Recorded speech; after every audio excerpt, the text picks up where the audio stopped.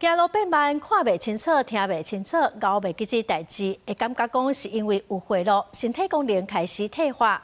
國民健康署最近就辦一個活動體驗的展覽，透過一寡簡單的遊戲，會當互時代提早來了解身體功能的變化，然後發現有問題，嘛當提早來處理，咱做伙來了解。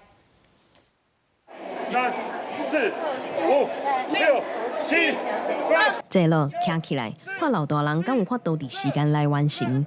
若這個活動的宗旨，會當互時代聽看賣，耳康剛好。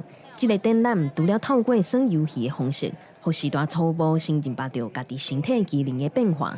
現場也有專業的醫術人員替時代評估，提供專家的建議。針對視力的時候，我們會透過像是這樣的檢測卡。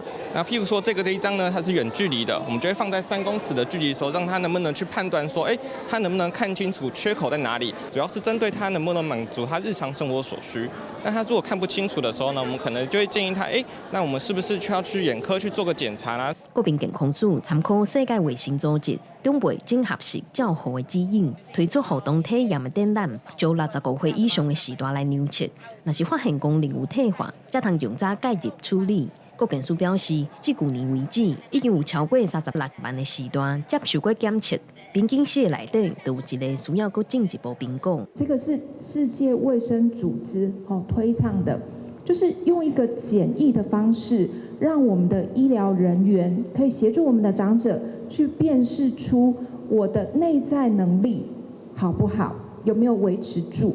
國健署表示，並對高齡化減慢時段失靈甲失智是真要緊的代誌。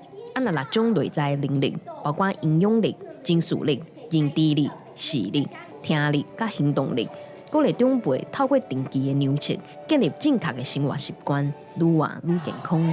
記者郭玉琪、謝桂玲台北報道。